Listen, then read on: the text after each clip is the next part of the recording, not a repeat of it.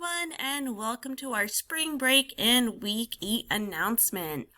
So we are going to be having spring break 314 to 318. So what that means is there will be no classes held, but I am still available in case you guys need any help with the course material.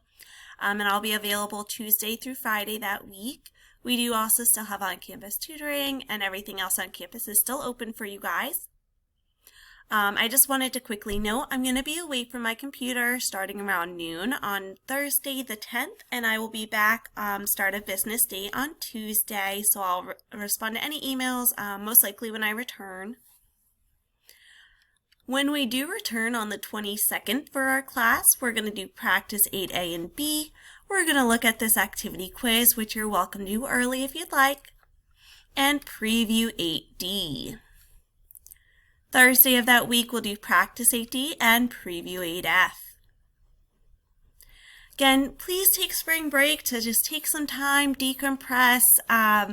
We are about halfway through the semester. We are firmly in Unit 3 when we get back.